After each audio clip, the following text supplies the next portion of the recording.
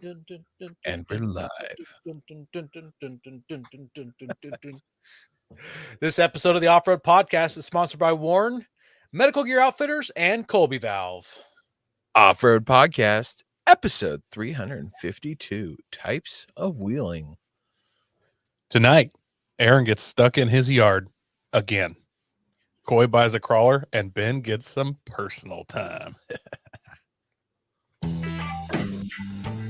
Welcome to the Off-Road Podcast, the podcast about everything off-road. We cover the news, review products, and interview people in the off-road industry. Your hosts tonight are Aaron, Coy, and my name is Ben, and welcome to the show.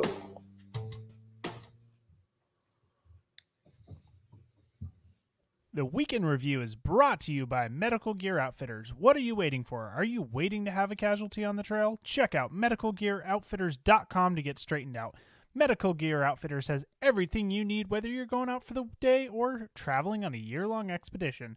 Head over there to get off-road specific kits that meet all of your needs. And while you're there, make sure you use Off-Road Podcast for 10% off. All right. I'm blown away at this. Coy, you bought a crawler? Mm-hmm. Explain. It's the one right behind me here. Oh, so an RC crawler. You only got a two-door? How are you supposed to fit your family in that? Exactly. Ben, we were supposed to play along a little longer before we called him out for it to be a crawler. Oh, Yeah.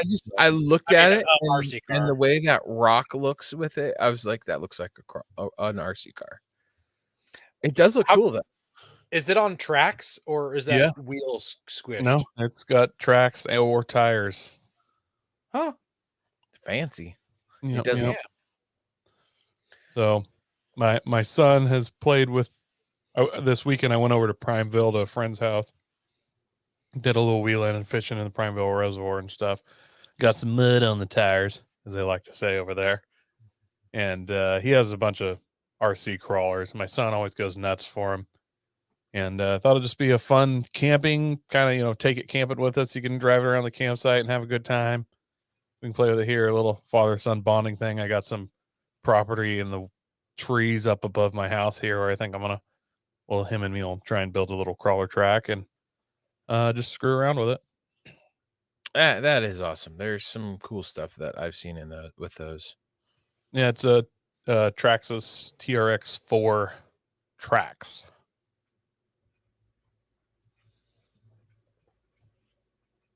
What about you, Aaron? You're muted, Aaron. How many things broke on your crawler? Since that seems to be what happens with RC cars, they just like break immediately. So mine hasn't gotten here yet, so I really hope not. It's being FedEx. It's FedEx, so it definitely could be crushed by the time it gets here. Or not just show up at all. Or it'll just be like, it's at our facility for the last 3 weeks. Not lost, but it's at a facility in the middle of the country somewhere far away from you.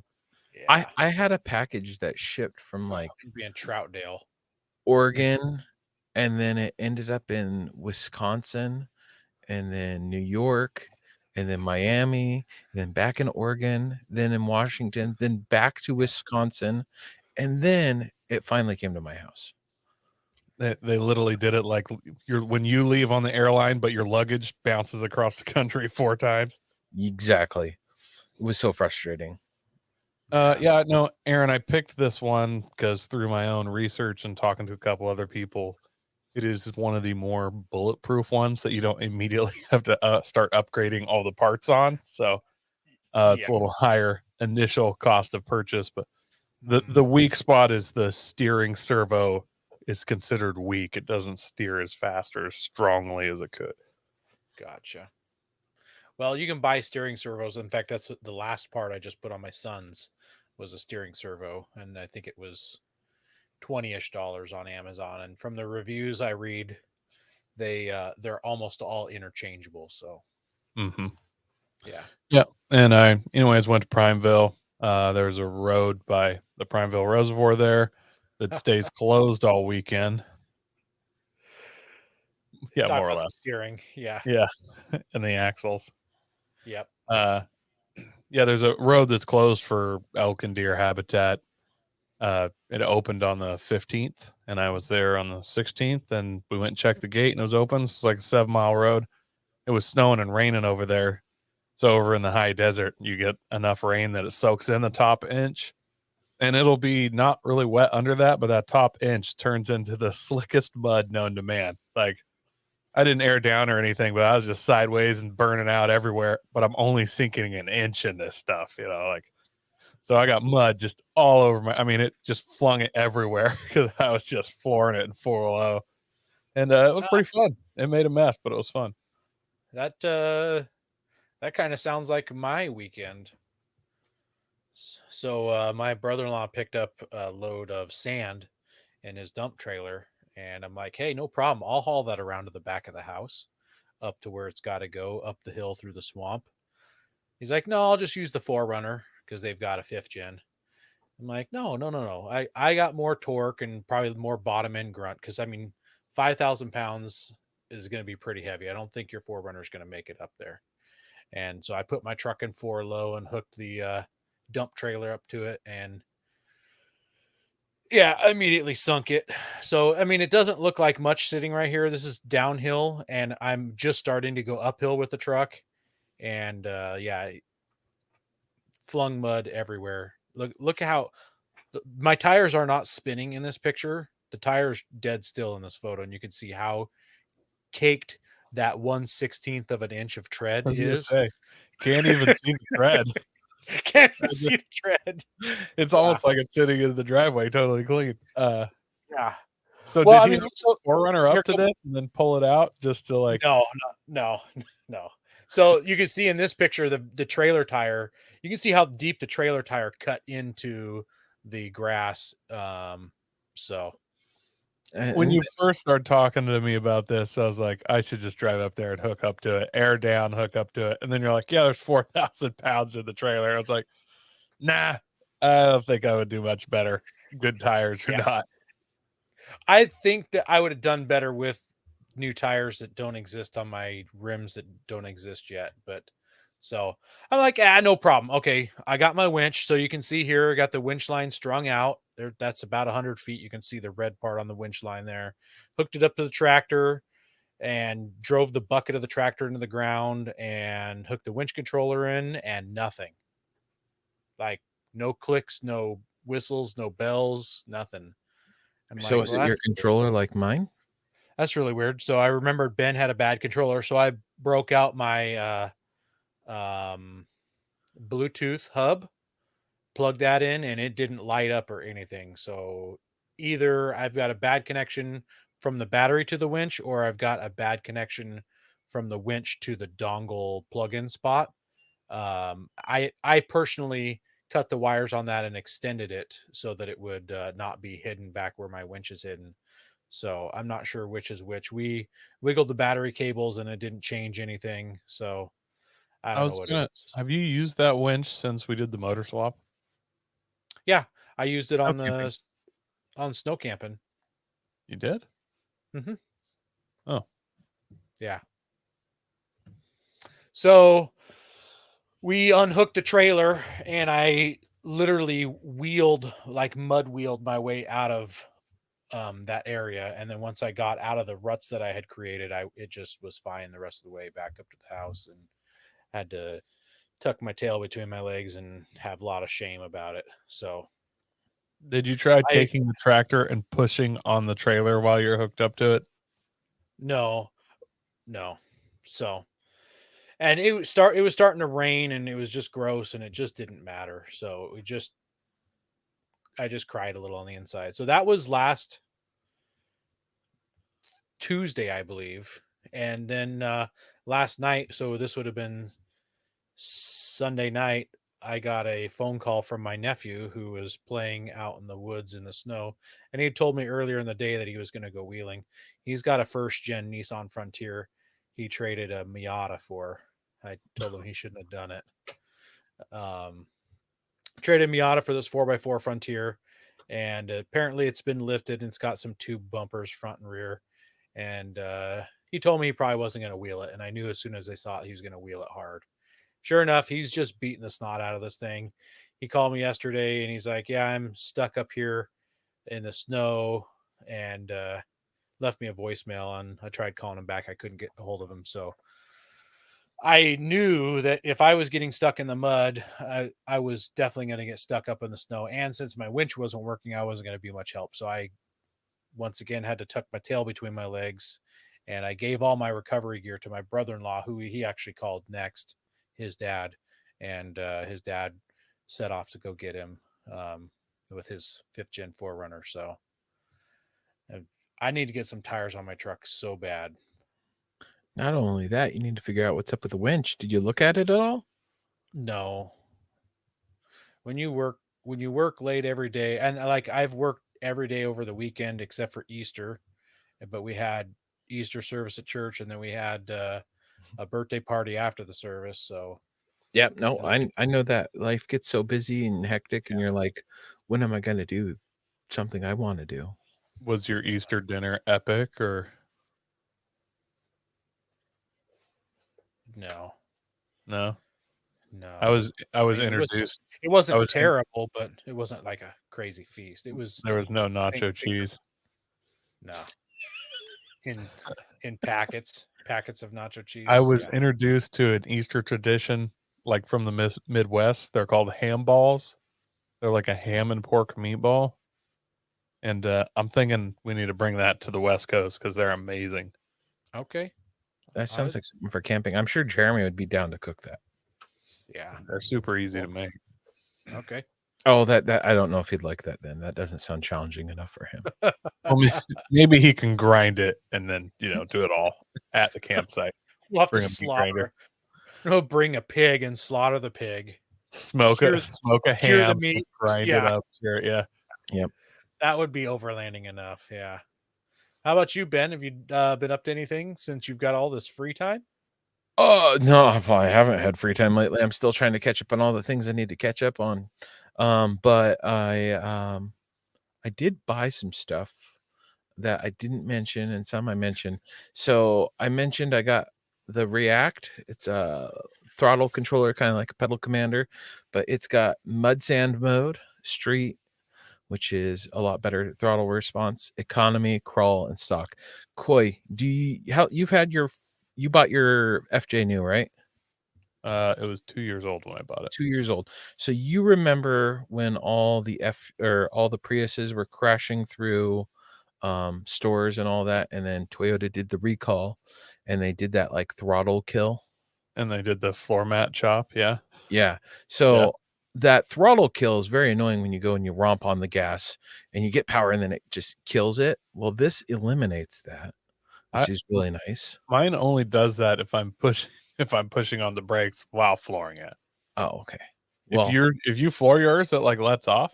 Yeah, it does. It like just kills the power until it lowers to a reasonable RPM. So this eliminates that, and then I get a lot better throttle response. That was enough to make me happy. And I played with the crawl mode a little bit, and it adjusts your low end RPMs, like your non-gas RPMs, like your throttle. So it crawls slower. I was doing it in traffic because it was really, really, really slow. So how does that work? How does it do that? It's plugged in because our throttles are gas pedals are drive-by cable, or they're electronic. Drive-by wire. Yeah. Drive-by-wire. And so it plays with the settings through there. But I understand how that part works, but the crawl part, it makes it crawl slower. So how does it? It decreases your low end throttle. So like when I don't know exactly how it works, but if my foot's off the gas and I have it on stock or street, the RPMs are a little higher and it moves faster. With the crawl mode, the RPMs are lower, and so it doesn't crawl. Or it crawls, it actually goes slower. I don't know. It's weird. I just the whole better throttle response makes me happier. Apparently, 2010 Tundras do not have a throttle kill. Yeah. We might need to have an expert on to talk to us about this pedal Well, and commander thing.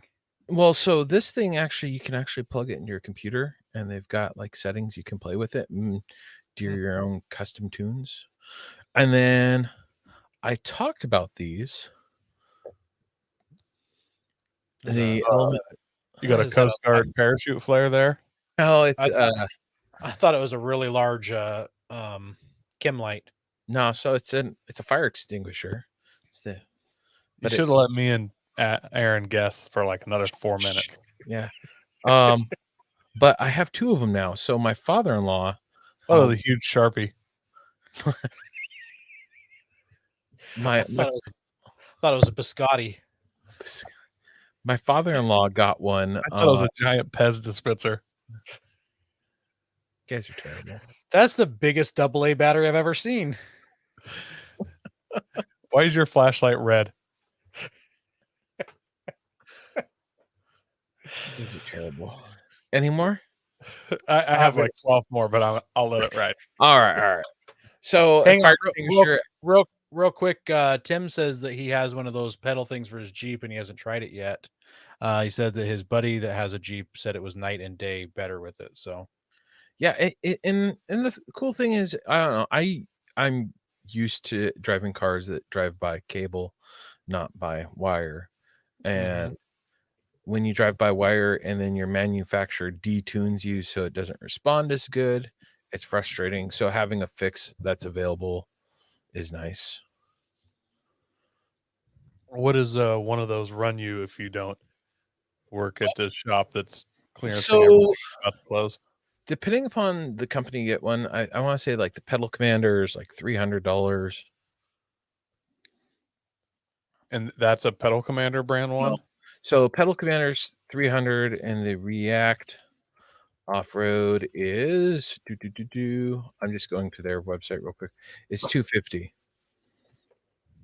They're typically 308 is what they are, but you can find them for like I've heard of problems with the Pedal Commanders where like you key up your ham radio and your RPMs go up. that would be scary. Yeah, it was a thing for a while. that's awesome. Yeah. Yeah. So I just checked Four Wheel Parts and they have one listed for $329. So apparently there's some Amazon knockoff ones that are like $100 to $150 according to Tim. They've got Yeah. pictures. I don't know. I'm not And sure if I'm gonna buy a Chinese one to connect to the So I drive-by actually fire system of my vehicle. I actually heard about a friend of mine. Him and his brother bought some Alibaba ones, and it threw his FJ into limp mode on I-5. That's special. Feel like buying electronic throttle control modifications from like Wish and Alibaba, even really Amazon. Like you're just asking for the Chinese to flip a maximum overdrive switch on America. Just have your truck Exactly. start running through cornfields and baseball fields and schools and stuff. You're just crying, trying to make it stop. Yeah, it's funny, but like so it has an economy mode, which it kind of dumbs down the throttle more. Lame. But I didn't buy it for economy. I bought it, for the right reasons. I'm interested in that for the crawl function. So you adjust it sticks to the dash or something? Yeah, so there's like a little magnetic thing on the back of it, and you stick it to like one of those vent phone holders, and you just adjust it as you need. It Is it wireless or does a wire have to run Uh, up there? There's a wire that runs to it. It's a USB wire, and it Oh. goes to a little box. It's underneath the dash. But mine's all tucked away and looks pretty clean. Huh. I'd like to check yours out sometime. I think mine would plug directly into yours, so maybe the next time we're out together, you can plug it in yours, see how it goes. I would like to have you plug yours into mine next time we're out together. Then Hey, speaking of FJs, super crazy side note here. I was listening to a podcast today, the Overland Journal podcast, and they were interviewing somebody in Saudi Arabia, and they apparently still sell FJs to this day, brand new in Saudi Arabia. Yeah, they stopped no in idea. America in 2014, They made them most other places till 2019, and I think like Saudi Arabia and the Philippines or something, they still make them. Yeah. So Crazy. I had no idea. wouldn't we technically be able to import one then? Well, Yeah, in in 25 years. I mean, but wouldn't it fall under it's the same as something that's already on market with established stuff? I'm not sure how that works. I would assume that it would have to be a model year that was already here. So if they stopped in 14 and you brought it in 15 or 16, I don't think it would count.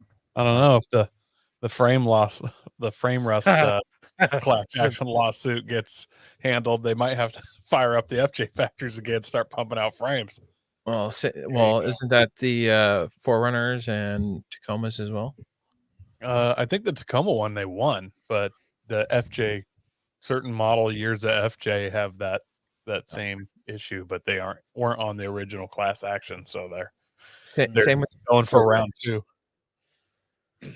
So, all right. So, yeah, I got the fire extinguisher. I've got 2 of them now, though, because my father-in-law got one. I thought that was one of those things that you used to guide the airplanes in to where they park when they let the people on board. No, but it's kind of like this. Oh, one of those. All right. But yeah, That's the so most looking lightsaber I've ever seen. I'm actually working on It's getting the longest on ring the- pop I've ever seen. Who needs that much chapstick? Like that's an insane amount of chapstick. All right, moving on. So Did yeah, you say chopstick? That is the thickest chopstick I've ever seen. you guys are killing me. All right. And How many then- colors of sidewalk chalk fit inside that? Oh my goodness. I hate you guys. You know that. So generally we make fun of rough country, right? Yes. People in the off-road industry do. So I got one of these. It's like a Aren't Dare those version. basically exactly the same as those Switch Pros 8 gang? I mean, it's the yeah, I hear they all come out of the same factory in China. Right next to the rooftop tent factory. Yeah. Well, right next to the rooftop tent factories. The factory Yes, that makes the yes. rooftop tent So factory. yeah, Yeah. I got one of these. I'm gonna throw it in the Forerunner. I'm excited for that. I got extremely frustrated with the Gen 1 trigger that I have. It kept turning on and it killed one of my batteries. Or The Gen 1 what? Gen 1 what? trigger. I don't know what trigger is. Very similar to one of these, except it's a wireless controller. Oh, okay. And the first generation TV remotes can sometimes turn it on, and other are radio frequencies. I don't know what radio frequencies is, but it drives me insane. So yeah, drives me insane. Can you program that one so that it has flash, or you hit a button and like 3 different lights come on at the same time? Do all that? I don't think so, and I doubt it. It's got 8 buttons to turn on and off, and that's good enough for me. Like my lights are my flashy lights, they turn off and on, and they switch the patterns when you turn them off and on. So good enough for me. It's got two 5 amp plugs. Or yeah, 2 5-amp spots, 2 10-amp spots, 2 20s, and 2 30s. So if I need to run something bigger, I can run it with a relay, and it allows up to 60 amps at one time. So I don't know. I needed something for the Forerunner, and so I got started on installing it, and I've got to screw in the base, but I need to drill in some holes in my plate that I have in the Forerunner for mounting accessories. It's a little different from what the trigger was and all that. So, and it actually comes with a 50 amp fuse that's already installed, or 50 amp breaker fuse. What? Like what a does it come from? resettable one? Huh? Is it a resettable one? Yeah. Maybe it's a 60 amp one. Probably is. I'd have to look at it again, but it's in the Forerunner and it's raining out. Does it come with wire that goes from the battery to Yeah. that unit or whatever? Yeah. So it's all Yeah. sized right. That's good. Yeah. It came with everything ready to rock and roll. I believe it's got a 2 or 3 year warranty with it. So if something's going to go wrong with it, I'll probably make it happen before then. I love everything about like that one and the Switch Pros. I just can't handle not having a physical Switch, and I think I'm gonna Playing end with up it? getting a. Well, a So lot of the times I run my off-road lights on the road, and I need to turn them off quickly, and I just don't think I can with those buttons. I think I'm gonna end up with a spot. the trigger has the physical buttons as well. Yeah, but I also don't trust Wi-Fi to turn my stuff on and off. Yeah, I get that. Like my kid starts playing with their iPad, and my lights all start freaking out or something. Yeah. No, so yeah, Switch Pros and the S Pod are probably the better ones out there. But I agree with you on having physical buttons, but I mean they're clicky buttons. Yeah. So, and it's Real directly quick. wired to it. It's going to take me a second, but I'm going to try to upload a photo of my 6-position switch pod. Download. Sorry, it's going to take a second because I gotta get it to our thing. Well, I guess while you're doing that, I'll talk about the Element a little more. 50-second discharge versus a fire extinguisher of similar size would be what, 3 seconds? No, they're longer than 3. 5 seconds? They're probably like 10 to 15 seconds for a fire Okay. extinguisher. This is But 50, still. 50 seconds. I didn't know they made Yeah. a cherry Charleston chew. And it's ABC and K. K is grease. Most of those, so there's no white powder that gets discharged or yellow powder, whatever the heck that is for the flame retardant stuff. Looks like your picture's up, Aaron. Yeah, there you go. So these are the switches in my Nissan for anybody who has never seen my switches. So there used to be a coin tray there, and I cut the coin tray out and I installed those, and those are all actual switches. 2-position 6 switches. The way It's coin just tray sounded so dirty. really. Yeah. I guess I'll have to go back and listen to that. Yeah. So, yeah, I got a couple, 4 of them for lights, 1 for an air compressor, and 1 for my, it says fridge freezer, but all it does is turns on a 12-volt socket in the bed of my truck so I can turn it on and off and not leave it hot all the time. So You should get one that says winch. I don't need to turn my winch on and off. I mean, I guess I do need to get it turned on. I was going to say, maybe you could turn it off. No, it should be on all the time. So down those switches and burn down the ditches, and Aaron has his switches. Tim is feeling musical tonight. No, oh my goodness, you totally killed it. Down with the switches and burn to the ditches. And Aaron with his switches. Yeah, it's Rob's In the back of my Dracula. Yeah, see, there we go. I have no idea. Yeah, you don't. So Aaron Christian rock doesn't band listen to Rob metal. Zombie. Sorry. I'm sure you've heard it before. Yeah. Poor Aaron. So yeah. Yep. So you've got 6 switches and Yep, they're all 6 2-position. for me. Well, you say 2-position. I guess 1 position would be on and 1 would be off. Yep. Yeah. So no, they don't strobe. They don't disco. Well, sometimes you'll have like a 3-position one where it's like, okay, it's this light and these lights, or Nope. On or off. Pretty On or off. pretty basic.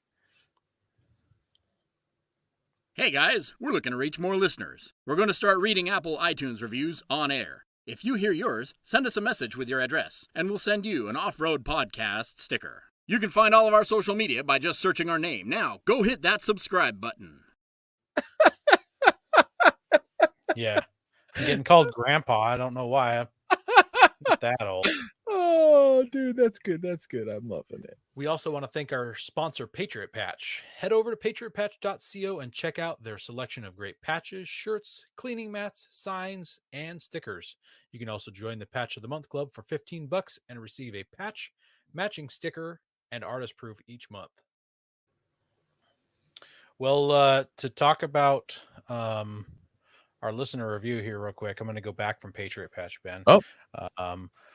I don't have a listener review, but I did just get a text during the podcast from a buddy, and it started with, Well, I have a transfer case coming. So apparently he blew up a transfer case in his Hummer. So it's my buddy with a Hummer. Is that the guy that lives up by me? Or no, that's the guy down there, No. right? Nope, different guy. So yeah, so apparently he somehow all the oil drained out of his transfer case and it started going clack, clack, clack, and the chain stretched, but he said he was still able to drive it 200 miles home. With no oil? Yeah. And it didn't grenade? It didn't grenade. Yep. Impressive. So, yep. But still, so that's why gotta he's got a new be one coming. He's got a new one coming. Yeah. Oh, well, Travis says with momentary switches, you can run in-cab winch controls. I just either use my Bluetooth hub from Warren with my cellular phone, or the cable's long enough to go from my front bumper all the way into the cab, and I run it from the driver's seat that way too. So I don't know. It feels really redundant. It feels really redundant to have those controls. I've always wanted them though too. It seems so cool. Yeah, I like the idea of them, and I almost got there's a company that makes them, the switches with the switch plates and the wires and everything. They're a couple $100, but it's all diagrammed for your winch and everything. And it's got a big like arming switch with a cover, and it's got these little bars, so you can't. It looks really cool, but you got to find a spot to put that as well. That was my thing. I was like, man, this looks cool. Be cool. Where do I put it though? Just drill a giant hole in your dash. It'll be okay. Take out the radio, put it where the radio goes. It sounds like Well, Patriot Patch. Sign up for the patch of the month. Buy their patches. They got cool stuff. And if you need custom artwork done, reach out to those guys. They can do it and make patches for you. And if you think you might have missed out on that, what was it? The Last Action Hero. They've actually still got some, so you can still get in on that if you want one of those. I wouldn't know anything about hard rock crawling obstacles. He says winch controls are really nice in hard rock crawling obstacles. Yeah, well, and nasty weather where you don't want to worry about pinching your cable through the window. But I mean, that's why we have the Bluetooth hub now, right? Yeah. I feel like the in-cab controls are they're most useful when you have someone else that can pull line and hook it up and do all so you just never leave the cab. Yeah. Because once you get out, then it's kind of on you to hook it up. Tim says I wouldn't know either. He drives a Jeep. Yeah, that's why it's in the shop. Yeah, it's a Jeep thing. I don't understand it. Well, you're going to find out with your RC car. Am I? I specifically didn't want to deal with that, and I'm told this is one of the toughest ones. Have tire troubles ever left you deflated? Colby Valve has got you covered. Ever have a valve stem leak? Colby Valve makes reusable and easily replaceable valve stems that don't require you to remove your tire from the wheel. They work with your off-road rig, ATV, side-by-side, commuter vehicle, or even your tractor. Never be left stranded again because of a busted valve stem. They also have a tire repair kit for those punctures that keep you away from doing your favorite thing, wheeling. Make sure to check out colbyvalve.com or ask for them at your local off-road products store. You know, I really want to slash someone's valve stem just so I can throw a Colby valve in it. I want to slash someone's valve stem so we can reshoot that video. I know it's old, man. I think all I had at the time was Henry. I don't even know. I didn't realize Colby valves were invented when you filmed that with that handy cam in 1994. I know. I'm surprised they didn't have the VHS tracking lines going across the screen as it went. Yeah, that's an old video. Really, I didn't even realize they made Super 8 film camcorders in color. Yeah. So yeah, with all your spare time, we need to slash some tires and insert some Colby valves. Yeah. All right, Will. Our first news story here tonight is about the 2022 Chevy Colorado Extreme by SVE. That sounds hardcore. It is. So they start off with a short bed ZR2 Colorado, and they yanked the engine out and they put a 5.3 liter V8 in it. That would be like the Camaro type stuff. Sorry, Camaro and Corvette. Then they supercharge that, and then they put forged internals in it and port the heads, add an air to water intercooler, and you end up with 750 horsepower, 600 foot-pounds of torque, which I'm kind of surprised the torque is lower than the horsepower. I guess maybe I don't know how that works. And an 8-speed automatic. So that's quite a bit of power for what I would consider a mid-sized truck. Oh, that's a ridiculous amount of power. That's like the TRX type of power. Yeah, but they don't really do a whole lot to they upgrade the brakes, but as far as the suspension, they're just like, hey, it's good enough. You beat me to it. Yeah. You beat me to it. I'm really kind of disappointed. So it comes with, in this picture, you can see they call it the sport bar. That's the bar that allows you to do absolutely nothing with your bed. It hampers everything except for the lights that you want to put on it. And it comes with those LED lights up top. You can get a tire carrier for the bed, which is optional. It comes with Nitto Recons in a 295/70/18. Those are which is very nice tire, by the way. Yeah. Are they? Yes, I've seen them in person. They're a very nice looking tire, and I'm Okay. Almost a 35 though. Like you couldn't just go to a 30 35. 34.3 is what it is, and it's a skinny. It's only 11.6 wide. It's not even 12 and a half like normal tires would be. So I used to That's run cool. 295 75 16s, and yeah, they're like a almost 35, 11 and a half inches wide or something like that. yeah, and it's probably they probably had to go that they were like, all right, what's the biggest we can fit without rubbing, and that's it right there. they got Biggest on. we can fit They got without- on Facebook. Oh, yeah. They joined in the Chevy Colorado groups, and they're like, "What? How big of a tire can I fit without rubbing, with no lift?" Because as Coy just said, they upgraded the brakes, and the end. There's like nothing. It mentioned heavy duty traction bars. What? What does that have to do with anything off road? So Well, when the you're 800 ripping horsepower part, donuts, I guess. yeah, when you're ripping donuts, you don't have your Yeah. axle flying away. Yeah. So are they saying that the Chevy Colorado ZR2 has the ultimate suspension that doesn't need anything done to it? I know it comes with those fancy spool valve shocks or something like that. It's got the Magnohoric, I'm really pronouncing that terrible, shocks underneath it, but I don't know. I haven't seen any of those magnetic shocks on Baja trucks yet. So like when one when one of them wins the 500 or 1000, then my respect for them will probably start going up. But until then, yeah. Well, it's cool, but Ben said it's got some really sweet tires, and it better have some sweet tires for $80,000.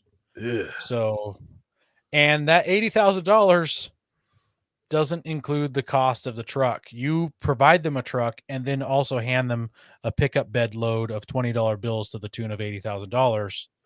And then you come out with this. So if I monster. remember correctly, the Colorados start at like 30. Well, but you have to have a ZR2, so it's going to be 42. It's going to be Alright. 42. This is a $120,000 truck. Well, it's a good thing. Actually, Kimberly here asked why all of her stories about 2022 vehicles and none of us can afford them. You can with a 10-year agreement, which they allow now. I was talking to a friend about that, and I thought it was just so stupid. You can pay for your vehicle for 10 years, and it's a Chevy, so it probably won't run that long. I like how Tim assumes we're all poor. Ooh, sick burn.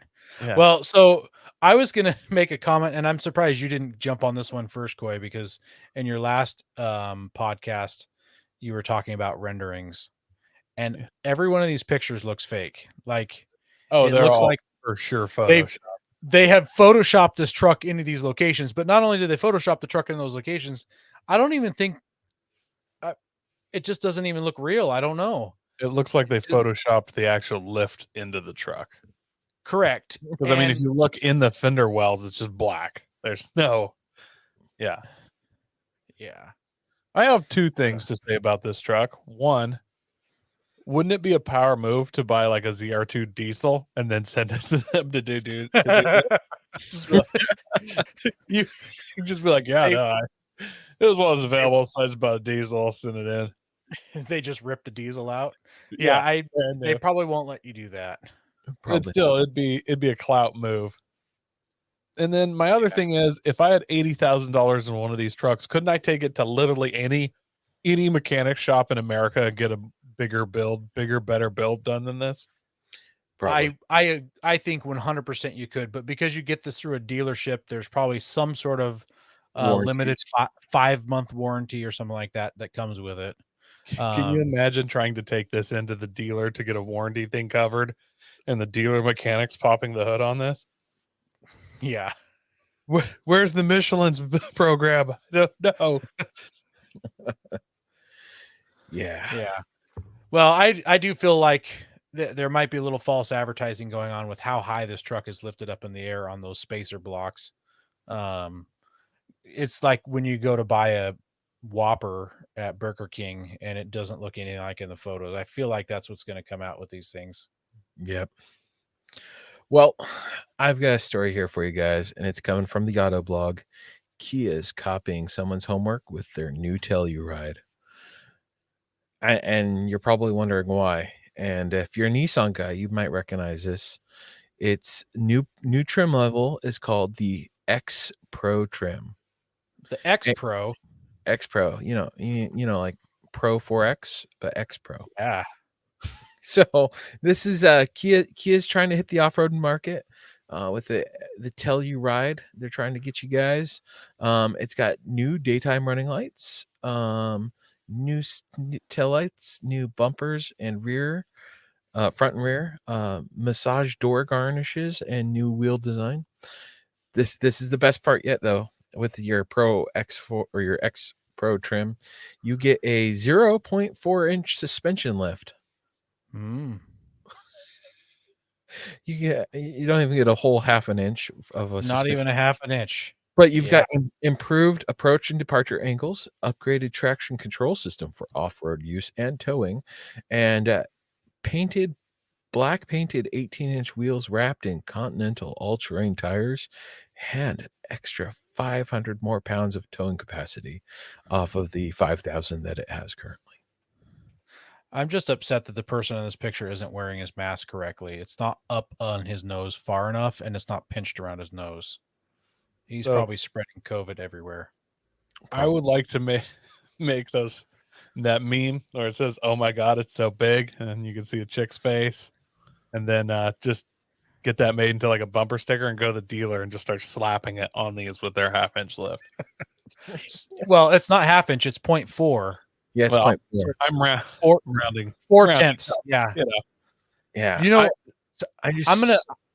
I'm gonna take it to the metric. So 0.4 inches is 1 centimeter. It is 10 millimeters. 1 centimeter. Oh, there you go. That explains it. They were like, yeah, it's got a 1-inch lift. Oh, we don't use what's close to an inch. Centimeter. There you go. Yeah. We got to say it we're going to say it for the Americans out here. Yeah. So that's the highly disappointing Kia Telluride, with Kia trying to hit that off-road market. Air quotes off-road market. Yeah.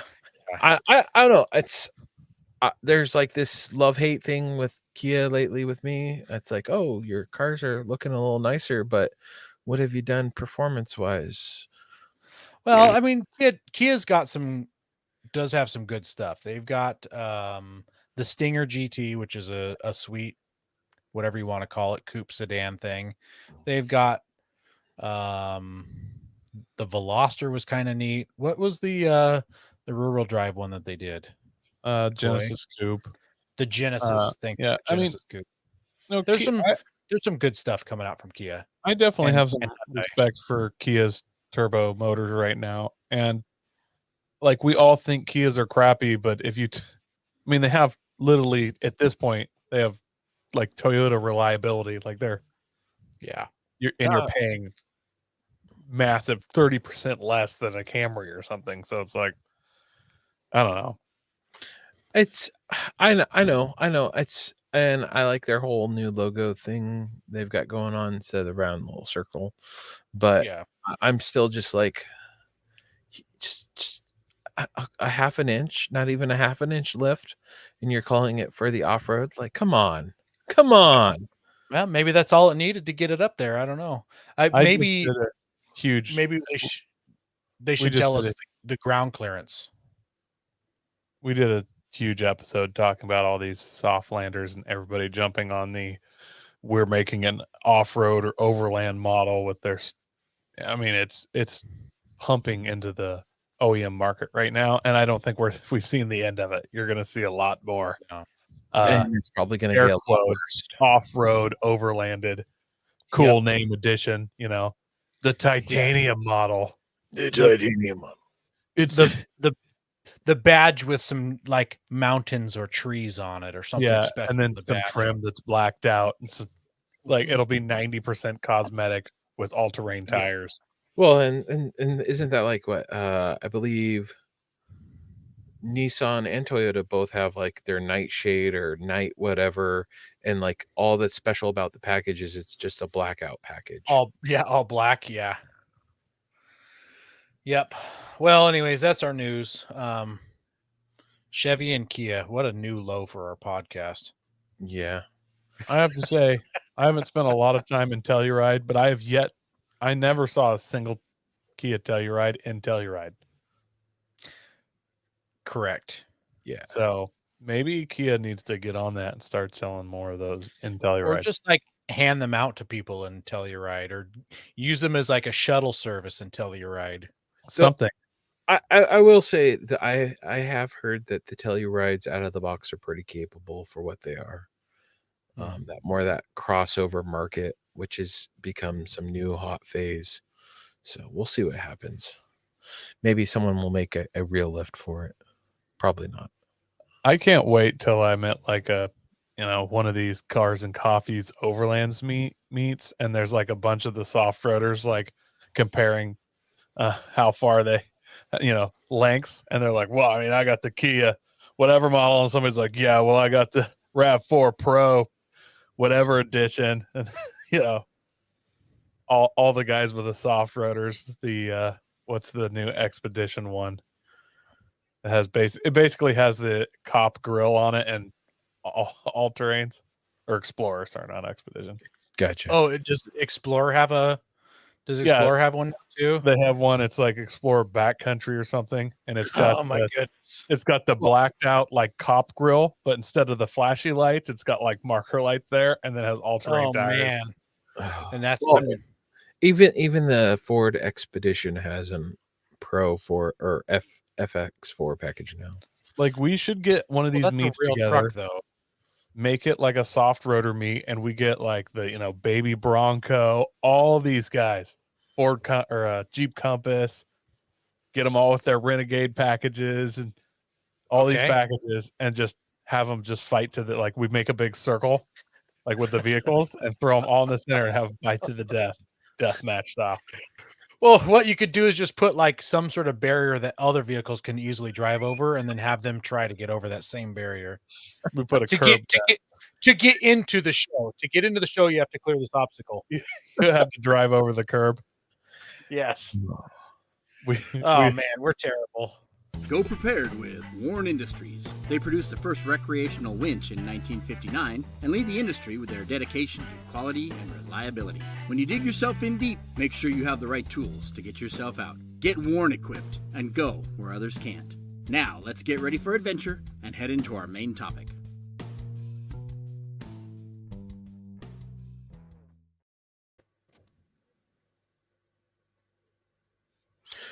All right. Wait, Our main can I topic. say one more thing about that Kia? Go for it. It has a 5,500 pound towing capacity.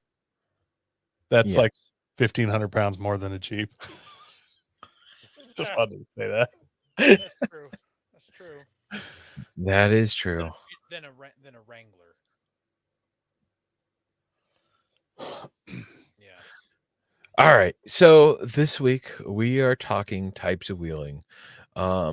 You've heard us mention our stuff we like to do and some of the questions we ask our our interviewees. So it would be like rock, sand, snow, or mud. So tonight we are going to talk about kind of what's the differences between those and some pros, some cons, modifications that might help that, some equipment that's probably going to be needed for that, and some of the best rigs for that style of wheeling. So we're going to start off here with something I'm not really too keyed into. Jeremy would be probably the best for this one, but Coy, you can substitute for this one. It's going to go with rock crawling. Yeah. Rock crawlers. First, you can tell everybody you're a crawler, which makes it much better. The pros, low and slow or fast and hard, depending on it. I'm sorry. Okay. Anyways, yeah. I had to reread that. Low and slow or fast and hard, depending on what she or your style. What she likes Con. is what he said. I just trying to read my computer screen. Well, I think you botched that a little bit. It's not what yeah, she, you did. it's not So- what she said. So you can go for low, go slow, or you can go fast and hard depending on your style. For instance, like the guys in the South, they love like with their like those rock buggies, Rock they- bouncing, rock rock bouncers. bouncing. Yeah, those guys. Guys in the South like it fast and hard, I hear. Yeah, For sure. That's kind of the opposite of what you'd imagine. It's Everything's slower down in the South, but no. Can't. I guess not when you're rock crawling. oh, I wrote that way, just waiting for you to read it, Coy. I really did. Thank you. It actually made my whole week better. So yeah, you can be at Moab crawling through one of the trails there, or you can be doing some ridiculous KOH or rock bouncer stuff. So there's all extremes, and there's room for anybody to do it. Although it is one of the cons, can be harder on your vehicle. There's so much traction with rocks, and stuff tends to break.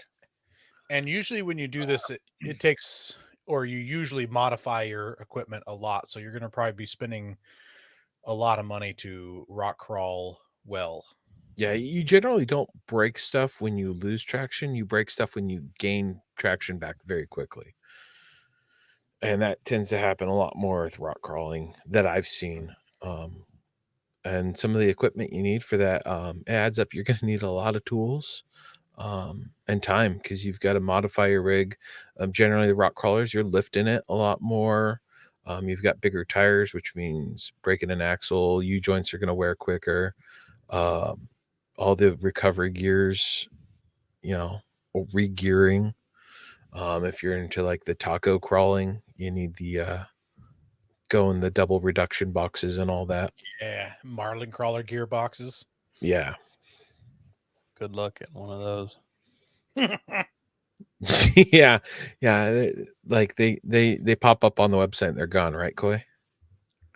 No, they pop up on the website and then you buy it, and then 19 months later you get it. That sucks.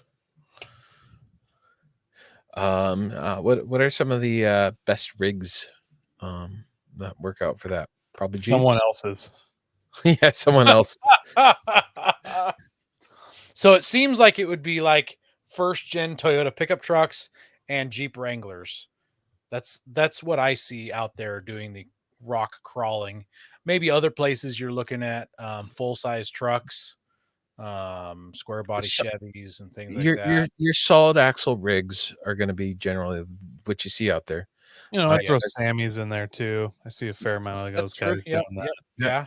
Something with solid axles generally is going to be the better for that. Solid axles, easily modified and usually not too heavy. Once in a while you'll see like an FJ80 that's cut up and doing it. But FJ40? 80. 80?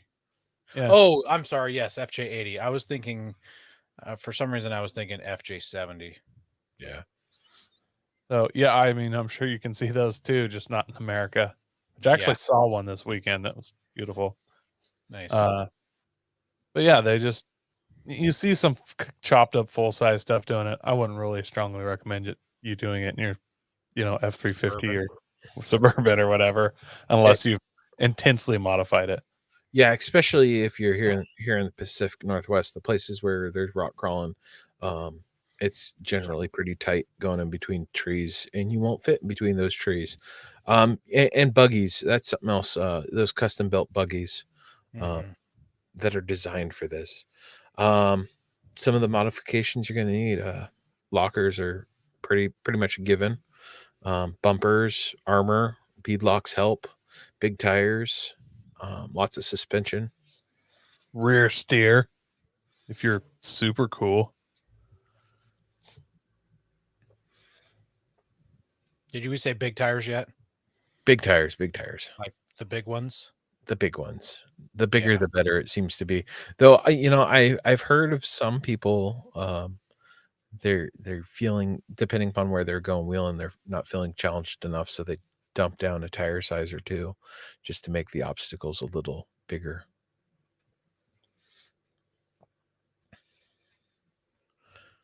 That's why I'm so fat. It's just life was too easy for me, so I decided.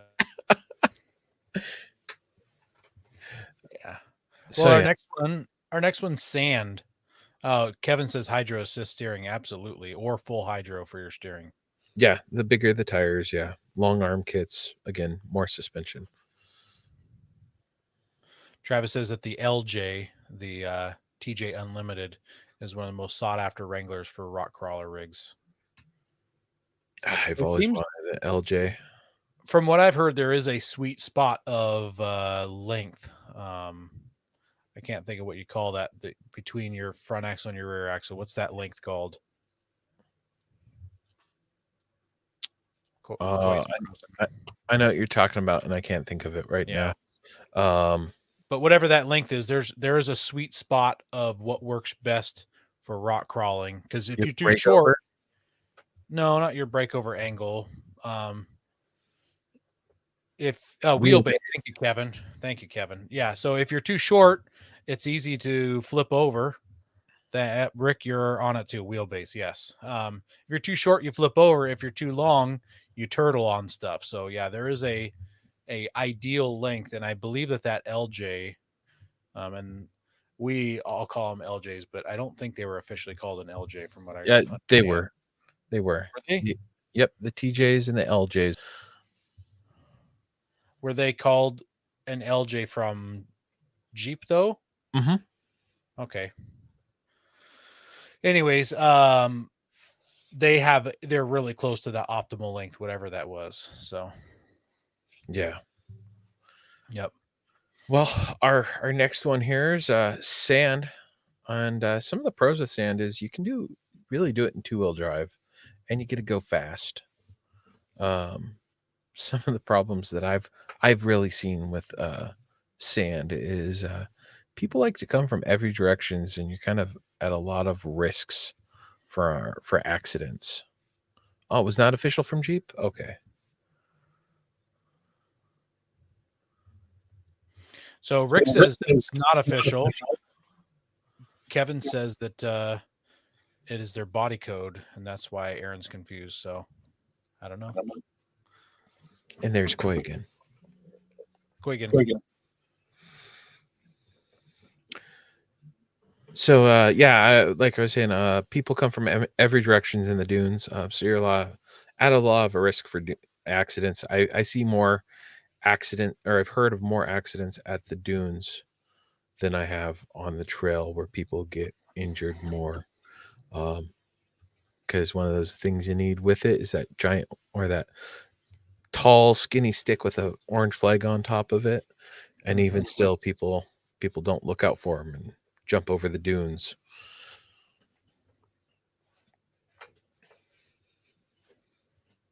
So I don't know why I've got a crazy echo going on. Now it's gone. It was because I got back in. Turned Yeah, out have your Usually it stops after 5 seconds. Turns out if you have your Wi-Fi plugged in, but your plug-in's really old, so it like just kind of vibrates out just like 1/8 of an inch. So it's not actually looks plugged in, but it's not powering your Wi-Fi.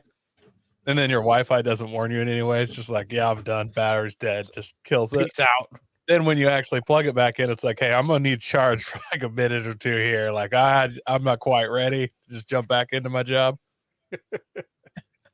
I feel that way after lunch every day. Like, I'm just not quite ready. They give you lunch.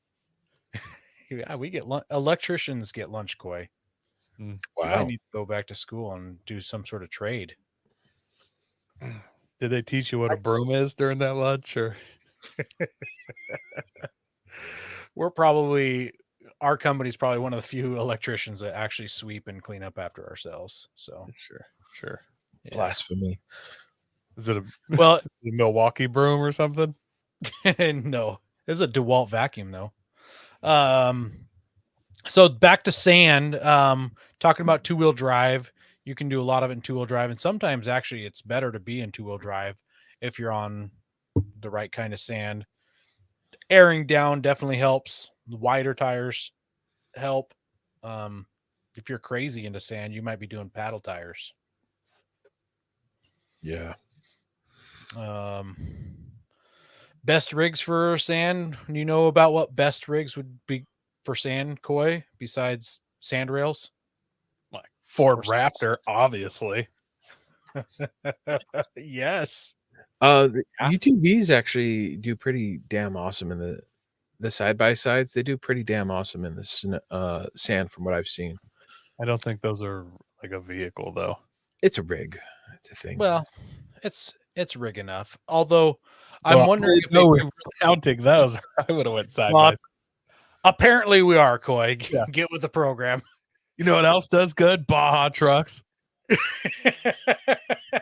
They're a truck. Dune buggies do pretty good. They got Dune in the name. What's that Ford axle where it Twin beam. twin beam? traction beam, TTB. Yeah, those seem to do really good with the sand too. Kevin says the lightest rig possible are the best ones. So that was kind of what I was going to get at with the side by sides. Is they don't weigh very much and they've got quite a bit of horsepower, so the power to weight ratio is good. And I think that's what you do want for playing in the sand, and then for playing in the snow, which is our next one coming up here. Yeah. But if you're going to mod your sand rig, what are you throwing on a sand rig, Ben? I'd say some bead locks. So like you get in those areas where you need to air down a lot. Lockers, definitely lockers. And I'd probably put some bumpers and armor on just to protect myself from the unknowns, like, the From rare people rock. run over? Yeah, the people I run over, the rare rock that you might find in the desert. I feel like you're forgetting the most important one for sand, and that is horsepower. Yeah, there you go. All the power. The best Drive my modification for snorkel. sand is an LS swap. Yeah, here's one that Kevin says cutting brakes. Dude, I only know about those on like Volkswagens and sand rails and things like that. Does anybody put those on side by sides or sand rigs? I don't know. Like rails have them, but doesn't the Yeah. new Bronco have that kind of, and the new Jeeps have a thing like that? on the electronic Yes. one, yeah. Yes. Well, the Jeep I don't think comes with it. That's an aftermarket thing you can add to it, like a programmer. But I don't like cutting brakes. I think people do that like when they're going really, really fast. I don't think you can go really, really fast with the Bronco turn assist thing. The cutting brakes are because your front tires are either off the ground or there's so little weight left on them that they aren't really steering. So you use a steering brake to steer. I only know I that because see. I run backhoes. Okay. I had no idea at all. They have steering brakes. Yeah. Well, on to snow. One of my Okay, favorite don't ask. pros. Yeah, don't ask me anything about snow because apparently I suck at it. One of my Let's favorite jump. let's jump straight to the modifications that you need to perform well. Good tires. Yeah. The end. Yeah, I mean that makes all the difference is having good tires with the snow. Best rigs for this, not Nissans with bad tires. I would say the best mod is the driver mod. Either you have it or you don't. You know, Oh, like Ben clearly had it. Other people, not as much. Not as much. Yeah. He put himself in timeout, people. He put himself. So I'm outta here. He's out of here. So one of my favorite things about snow wheeling is there's not a lot of people when you go snowboarding, unless you go to like the popular spots. But the nice thing is, like here in Washington, you go up in the mountains. There's a lot of spots you can go. Down there in Oregon, is there a lot of spots you can go, Coy? And there's not a lot of people. Yeah. Depends. And the nice thing is if you get far enough, there's going to be a lot less people. Yeah. So it makes it nice and quiet too, unless you're blasting your radio to some Rob Zombie. But Grandpa won't understand it, so it's okay. Yeah, so some cons to snow wheeling are that it's cold, and I don't know what other cons there are to snow wheeling. I love it. I mean, I enjoy snow camping, which involves snow wheeling. So that's This could be this could be a con for some people. Is you're going to get stuck a lot more often, and so you're going to be recovering a lot more. I think it's fun to recover, so it doesn't bother me as much. But some people, they're like, "Oh no, I got stuck. Oh no." One of the things that attracts me to snow wheeling is that it's you do get stuck a lot, but it's easy to get unstuck and it's not hard on your vehicle unless you slide off something steep and into trees or something like that. But generally the wear and tear on your vehicle is less. But the one con I would point out, while it's not dangerous as in like at the sand dunes getting hit by somebody else doing 40 miles an hour, it can be very dangerous. And there are people that lose their lives. They go up and they get stuck. They're alone or more people are stuck. Hypothermia is a real thing and it doesn't take a lot. Yeah, I mean, the amount of you go up with a full tank of gas, that truck will run maybe 12 hours and you're out of gas. So there are some dangers and they're easily mitigated, but it does need to be taken seriously. Yeah. As with anything though. Some of the equipment needing larger tires, the bigger the better for flotation. Even skinny tires, if you can get them aired down enough to where you get a nice big pattern, good. But like if you look at New Zealand? No, I mean Iceland, Greenland, their trucks, they've got those huge flotation tires, or Yellowstone with their vans, huge giant flotation tires, and that kind of really helps you float on top of that snow and enjoy it. Let's see. I would say beadlocks of all these, maybe even that's the most important thing. Like, because airing down is your number one friend in snow wheeling. The lower, the better. I mean, a lot of guys 2 psi, sometimes lower, and it can make a huge difference. Like you can be at 10 psi and you drop it to 8, and you just drive out of the hole you were stuck in. So, and you keep dropping that, and then a way to air up your tires. Yeah, obviously that's something you're going to want to have. It would really suck to cup your brand new tires. Let's see. Lockers definitely would help. I don't have lockers.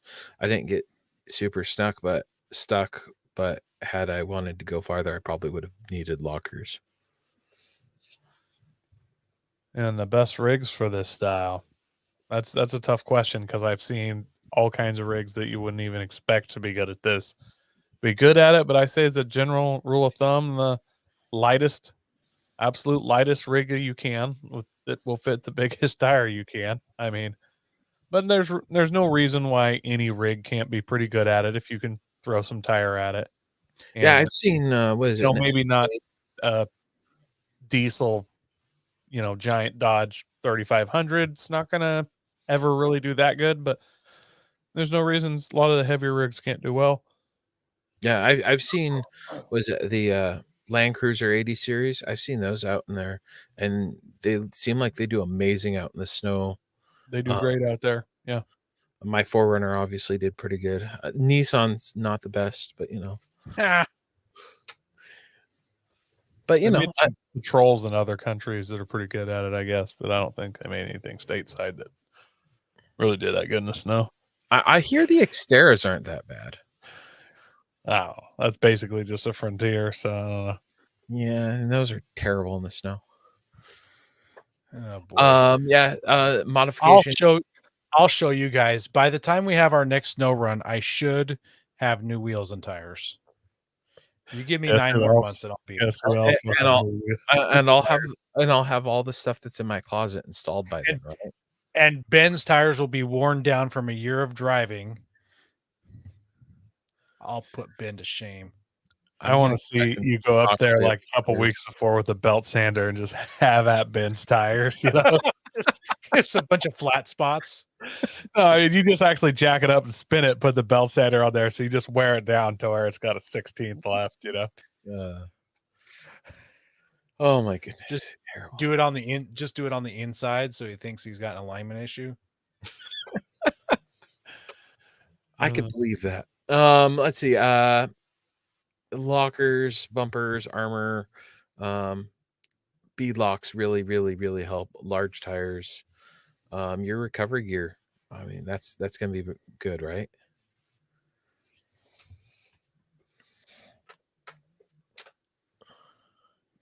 Kevin's here. Aaron's Snow Pro advice here: get BFG AT2s.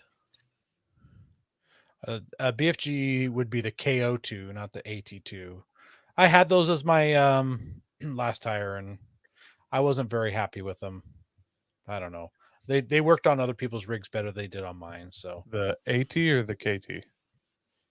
The KO2 is what the BFG was. Does BFG make an AT2? Isn't that the old school all-terrains? Well, it was, and then they went from the AT to the KO2. Okay. I mean, you can go back and forth on this all day, but in my experience, a well-siped mud terrain stomps on all terrains in deep snow, not like snow on the road, but the snow conditions we have here, while they're always changing, is generally a much wetter snow, not a real dry one. So, yeah. Rick wants to know, he says the tire that I have is much better than the KO2. So I will have you know, Rick, that I can do some absolutely phenomenal smoky burnouts with the slicks that I'm running right now. Great burnouts. So I bet it launches hard too. You should see the way his tires hydroplane right now. Things is practically a boat. How else are you supposed to get good fuel economy if you're not just kind of cruising over the road surface through the water? It's technically a hovercraft like 70% of the time when you're driving it.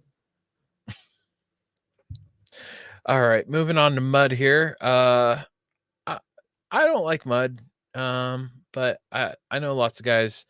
They love going through the mud nice and fast. Those big, tall tires, big, tall rigs, like the Georgia Bubba Rope type trucks. But what I really hate about mud is anytime you have to fix anything, you've got a lot of cleanup to do before you fix anything. Otherwise, you're gonna get dirt in your eyes, your nose, your mouth. He's covered in dirt. Yeah, mud was fun one time, and then I had to clean my truck, and it takes forever to spray all the mud out. And it's not even spraying it all out. It's just like when you go to work on it later, it's like, oh, I need to go grease some U-joints, and then all of a sudden you've got to pull out the hose to clean it. Just so you can. I'm rubbing my eyes right now, trying to get the crap out of your eyes that gets in your eyes. Yeah. If you ever go mudding and then you have like a foot of, a big puddle that has like a foot of water in it, you can drive through really fast. it's surprising hitting a huge puddle will do to clean out the underneath of your vehicle and like really cleans it up. It's crazy. Ben likes to do that, but not with like 1 foot deep ones. He likes the deeper ones so that he cleans out the cylinder walls and stuff and his engine. A little water injection. Yeah. A little water injection. Yeah. Equipment needed. This one's an obvious one. A kinetic rope, a Bubba rope. That's where they got their name. That's where they're known for. Yeah. You need a co-driver with like a swimsuit that runs out and pulls your line. Yes. Preferably Yeah, a you couple need- years younger than you and beautiful, but take what you can get. Yep. Yeah. Someone who doesn't mind going out and just getting that nasty mud everywhere. Yeah. You know, some of the better rigs I've seen for this are some of the bigger rigs.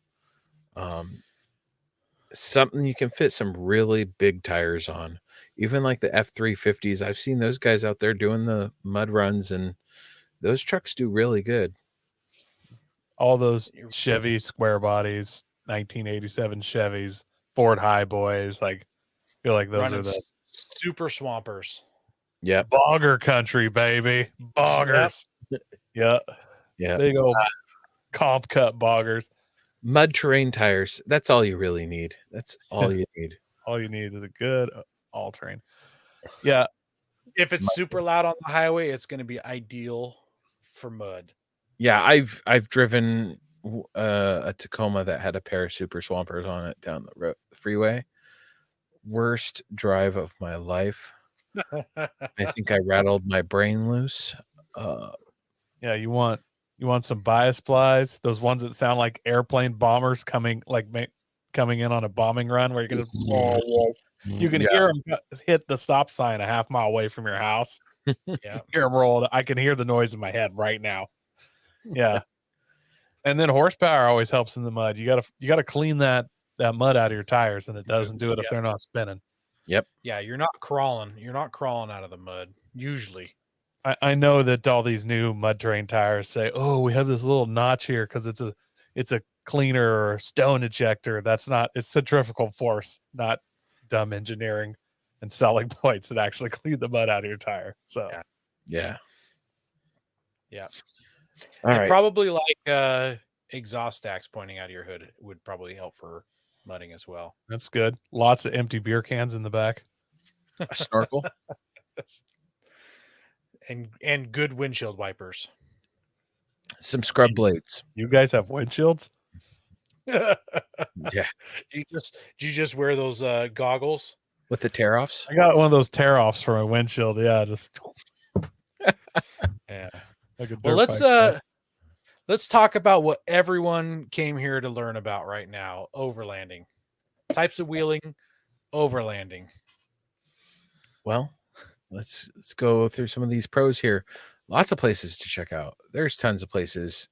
Our world is full of some of the coolest places to go check out and explore. In whatever. It turns out with no approved definition of overlanding that anybody can agree on, it's anything you want it to be. That, and then one of my favorite things about it, you can do it for like a year, maybe 2 years, and then you can put on noob runs and be like, hey, introduction to overlanding 101. I've been doing this for 18 months and I got it locked down. I'm going to do a huge trip, the beginner trip. I've been doing this for a solid year and a half, maybe 2 years. So I want you all to follow me to some high desert and I will show you how not to get lost because I've done this 7.5 times now. Yeah. I feel like I'm getting knocked on here a little bit. I took you on a trip last 2 years ago to Nevada, high desert area, maybe. And I wasn't even pointing that at you. I was pointing that to like Facebook. It was full of noobs that came with me. Ben was there. You were there. I thought you wanted me as like a senior advisor, though, like a consultant. I don't know. I thought you wanted me as the recovery expert. Yeah. Yeah. I like Travis here. Travis says it's for cooking bacon in remote areas. 100%. Yeah. So, equipment needed, Scottle. Scottle. All the stuff. No. You can never ever forget the fridge because how else can your ultra bitter IPA stay cold? Yeah. I mean, it's bring all the stuff. It's overloading, not overlanding. You load up Yeah. all the camping gear you think you need, and then some, and that's overlanding, right? And you go I wherever like- you need. You know what another pro is though? It is a great way to make friends. It is. You meet some really cool people out there. Love you, bro. Love you. Me too. No, not that kind of love, but put that fish bat away. Yeah.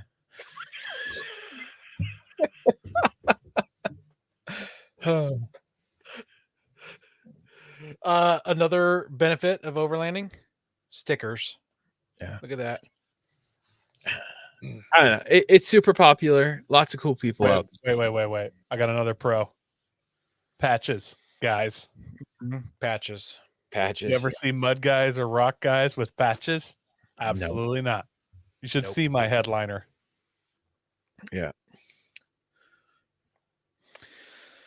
I like your con here, Ben. It says super saturated market. You're 100% spot on. Yeah, overlanding is everywhere. It's kind of crazy. Like I see people saying now to overland, you don't even have to leave the pavement, stuff like that. So Doesn't matter what you drive. doesn't. Yeah, it's I don't know, and everyone's got their definition of it. I mean, I as overlanding became a thing when I was getting into wheeling, I was like, oh, it's just camping. Okay, cool. Like, I mean, it's what I used to do with my grandpa. We would go out to remote areas and go fishing and camping, and guys today'd be like, oh, that's a super awesome overland trip. Where do you go fishing at?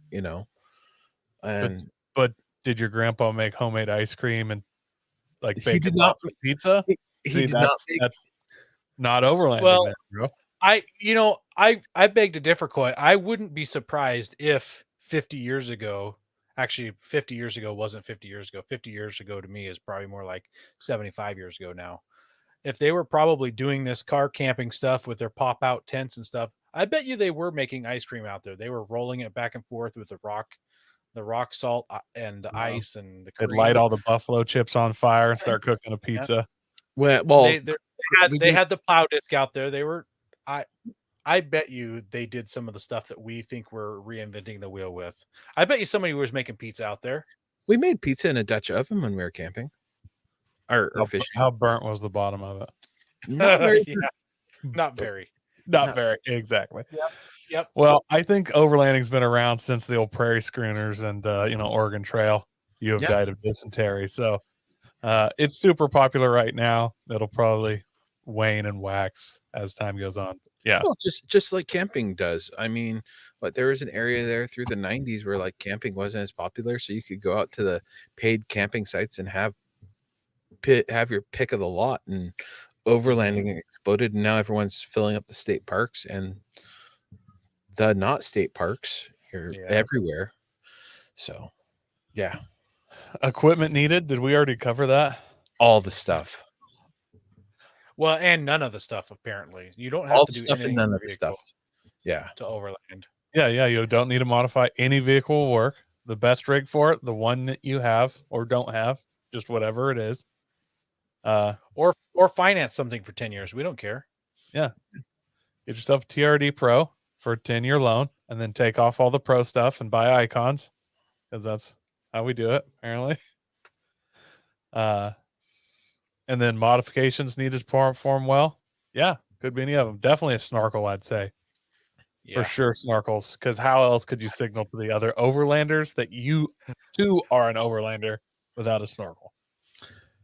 And that's why I run a pre-filter on mine. I need That to get a makes you even pre-filter. more overlandy, though. I need a pre-filter so I won't be at like the lower level of snorkel owners. What See- you need is one of those centrifugal pre-filters that has a little fan in there that spins. that Yeah, rotates. yeah. Then you're really Like a cool, and you can put a LED light in there and get like a dance rave going on with a disco I- ball thing. Glue little tiny mirror chunks to each of the edges so that when you shine the LED on it, it's like giving you a disco effect. Yeah, be driving down the road giving people seizures. Oh, I did. I've got a quick like interlude into this. When I was in Montana, I had a guy. He had a wheeler rig. It was like a Jeep Cherokee. It was built up, and he saw my rig, and he was like, "Oh, you got a pretty sweet rig there." I'm like expecting like to get crap for mine, and he's like, "How deep of water have you forded?" And I'm like, "It's not for fording water. It's literally for clearing out dust." And he's like, "You actually answered that right." I'm like, I get that question all the time, and I always like, I've had it over the hood, but I usually use it to keep the dust out of my air filter. I blew his mind. Like I was expecting to get crap, and I threw it right back at him, and he's like, "You want to go wheeling with me sometime?" I'm like, I would love to, but I'm only in town for like another 2 minutes after I finish getting gas. I would just lie. I'd be like, yeah, right up to where I've had driven in water right up to that snorkel opening. If I got to go deeper than that, I put a Ziploc bag over it though. And I'd leave. I bet you the people at the drive-through window at Dairy Queen would believe you. That's why you just say it. Just say stuff. It doesn't matter. So yeah, I mean, as much as this sounds like we're bashing on overlanding, we do like some of it. I like it all. It's just such a saturated market, and it's easy. It's easier to poke fun at than Ben. I'm pretty easy to poke fun at. This is all self-deprecating. We're all into this. We love the pizza. We love the stupid gadgets. We have the lights with Wi-Fi speakers in them. We have all the tent. We have all the awnings. I've got the most overland fire extinguisher out there, but it also works. Ben has the sweetest strobing raves dance stick there. No, actually, so I'm thinking I'm going to make a video with one of these fire extinguishers. Oh God! But we need to make fire. It's going to be him putting his rig out. Can you use a camera instead of a stone tablet for this one? I'll bring Jeremy. Yes. All right. The last one here. Modifications needed to perform well. What modifications do you need for overlanding? Absolutely nothing. Yeah. Honestly, just depending on what quote unquote overlanding you're doing, you just need to outfit your rig the way you want it. For overlanding, people just do whatever style they want. I saw some guy who just looked like he dumped $10,000 into a Honda Element to make it overlandy. And I gagged a little, but if it's his thing, it's his thing. It's all right. Was that the one with the tent off the back of it? I didn't see a tent off the back, but this one had like side armor and a ladder. Oh, okay. I don't know. I've seen, yeah, it's one of those things. It's what makes you happy. I've seen a dude where he had his dog in a sidecar, and he was overlanding with a motorcycle. Was he overlanding, or did he just want to use the carpool lane? Let's be honest. I would say the only like super need. I feel like I think it's, you could say for overlanding, 4-wheel drive could be done without it. But if you're gonna, you need a 4-wheel drive vehicle, and you need to have navigation of some kind. Either you need to know how to use a map and compass, have some electronic navigation of some kind, an iPad with a GPS chip or whatever, and a little redundancy. Because if you're actually going out somewhere, bunch of roads in the middle of nowhere where you can't tell where you're going, it's not good to just guess your way there and then try and guess back. Everything can kind of get backwards. So have some navigation and some redundancy with that, and then practice with it and get skilled at it. And you need an Instagram channel. Well, you should definitely also use your Instagram channel as a sticker with some of your overland stickers on the back, so other people could see your snorkel. Be like, oh, that's an overlander. Where's their Instagram handle? And then see that. And if you can have one of those QR codes so they can just put their camera at it and it immediately follows you, even better. You know what? I think I'm going to put a Instagram handle on my snorkel now. Oh, dude, QR code to Rick, and then so they can get Rickrolled. Yes, if it Rickrolled them is exactly what I was thinking. That would be hilarious. Yeah. Anyways, all right. Well, we got to hurry up here. We're an hour and a half in. We still have one more to cover, and this may be the most difficult one to cover. So I don't have a lot of experience with this one. Coy or Ben, do you know much about these other than just seeing them like on Facebook? I've helped build a couple of them. A Oh. couple? A A couple. couple? Good. A couple. A couple means like two. All right, more than a couple. All right, A plethora, a plethora, maybe. a handful, Scores. scores, mores, and many mores. All right, so this one's a hot one. Mall crawlers. So one of the biggest pros to a mall crawler is you're never going to break anything except for your average bank. wear and tear, your bank. Yeah, you'll break your bank. There's lots of rigs and coffee. That's a huge plus because you can go up to those rigs and coffee and show off your sweet rig that has never seen the dirt. Well, and And plus the resale value of all your, equipment and stuff, like your rooftop tent that's been used twice, actually holds a lot more value than one that's worn from opening and closing. Your awning, wheels and tires that are chrome and never been scratched. Like all your stuff holds more value if you mall crawl. your paint is going to stay perfect, as Todd's saying here. Yeah, but you know what, Dakota Todd, these mall crawlers, they take it a step farther. They will put that not Linex, Ceramic coating? Or no, the what's clear the bra? like the clear bra?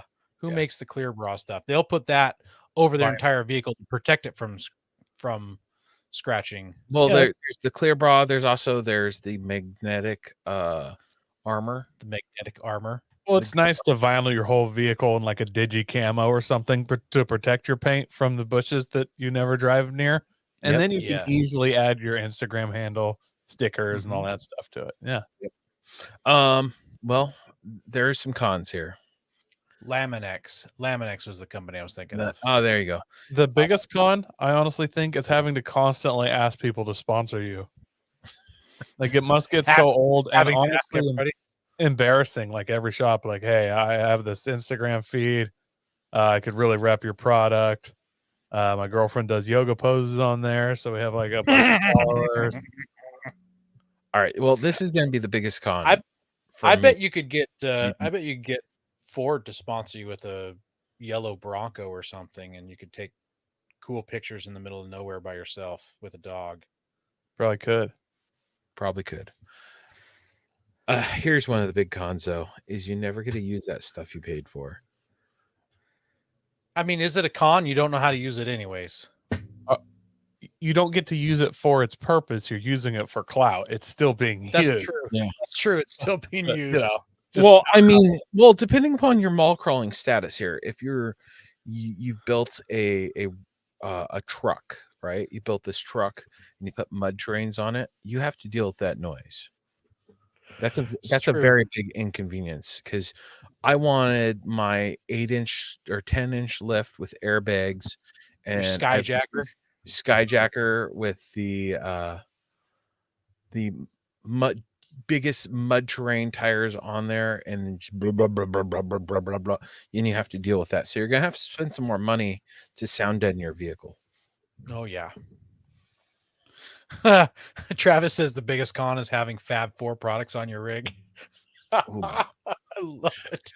They're so angry. Just so dang angry. So angry. I will say, if you look outside of their grumper bumpers and their Viacals, they do can't have look past some. No, you can't look They past do it. have some nice truck bumpers that are not terrible. All their bumpers look like Bruce Campbell's chin. They're just hanging out way farther than they should be. And it's just like, it may look good on Bruce Campbell, but not on your truck. Like, it's just like, "Urgh." Right. Yeah. Well, an instance of one of their good bumpers would be like their Toyota 4Runner hybrid bumper. It actually has a part that cuts out from the side of the bumper, and it covers where the cuts are, so it looks cleaner. So Clearly, Ben has looked into the products for his rig. I've installed some of their products on customers' See? rigs, so See? including a Viacal and a grumper bumper on a brand new 2021 Dodge Ram 2500, and it was so terrible looking. I'm not saying I like kombucha. It's just good for your intestines. Yeah.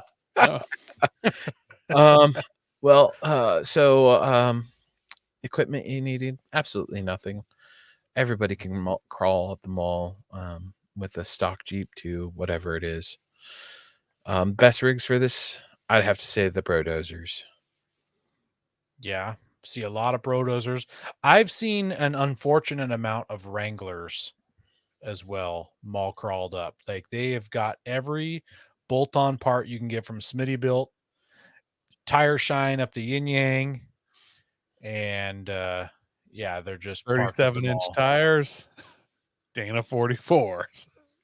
Well, and No. those 37-inch Yeah, tires are on 22-inch wheels. Yeah. Well, yeah, with some of those like bullet or spike lug nuts that are anodized to match something else. Yeah, Rockstar wheels. And I will say, like the beach crawler guys, I wouldn't put them into the mall crawler zone. The dudes that are set up for like Daytona Beach and all that, that's different. Fake winch lines. Yeah. The guy, or just the guys that have winches that have even spooled them in properly. My favorite Brodozer mall crawler mod is LED lights that you just run during the day all the time. So you can blind people not only at night, but just while you're going down the highway because your grill is shining in their back window and you're like, it's only a 22-inch LED bar. I'll just run it all the time. Mm-hmm. Well, but they don't have one. They're stacked. They're stacked light bars. Yeah, they can be for sure. So the cover art for tonight, I put on for the Brodozers, if I can find it. It's hidden in here. Well, while you're finding that, Ben, let's go over the modifications needed to perform well as a Brodozer. We got the first mod, copious amounts of money. Yeah, it's gonna really help you with buying all those things that you aren't actually using. You're like a rich guy filling his garage with Ferraris, but has had DUIs for 100 years and you can't drive them. You know, it's just there to show people how awesome you are. Yeah. Well, what's the best way to get a rig up in the air other than lift blocks? That's how you get as much lift as you can. Lift blocks and body lifts. Yeah. How about some drive lines, baby? Yeah. Wireless drive shafts. You've lifted it, but it costs even more money to make it so the 4-wheel drive works. Those double cardan joints, not cheap. Okay. No, you don't need that front drive shaft. Yeah. It's like $400 to get that rear one done. So why do the front?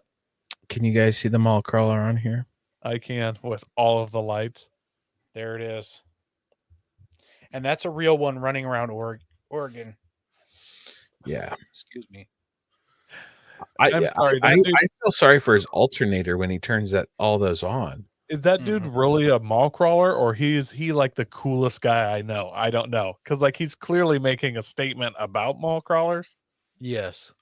Yes. I would like to meet him to know which one it is. I agree. Travis is either the coolest guy in the world or he's mentally ill. Could still be really cool though. But yeah, he literally has 50 or 60 light bars and pods and everything pods. LED. Just bars. He has probably 25 pods. You know.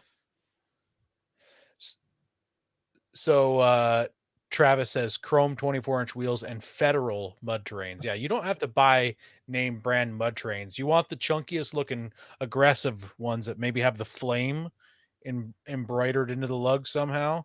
The skulls on the sidewall is good too. I mean, I wouldn't put all my money into flames. Also, some have the bullets on the sidewall. Super cool move. Lets everybody know how pro set 2A you are. So, yeah. Oh my goodness. Maybe the biggest shackle you can find, like one from like a crane rigging that's rated for like 200 tons or something, just hanging out of your rear receiver. That's good. Now they also love stickers, but it's nice to throw in like a thin blue line or a come and take it. One of those, you know, just let everybody know how absolutely tough you are in your Brodozer. Kevin says, what does the plate say? It's just a Smokey the Bear Oregon plate, and it looks like it says 0409. I don't think it's says anything. Yeah. Punisher skulls for days. Yeah. Well, last So, yeah. part for mall crawlers would be like super fancy paint and tons of chrome. Like you have all of your suspension parts chromed, or have all of your suspension parts sprayed with the glitter paint stuff. You can tell if they powder coat their sliders, they're not using them. Yeah. Well, we can make fun of mall crawlers some more, but the show must end at some point. So, a big thank you to everyone who listens to us weekly and those who watch us live on YouTube. Really love interacting with you guys. You guys add more to the show and make it that much better for us and you. So yeah, thank you. Share us around with your friends. We got a show every week, every Monday, live at 7 p.m. Pacific. And we really appreciate you guys. So yeah, God bless America. And have a wonderful, wonderful week.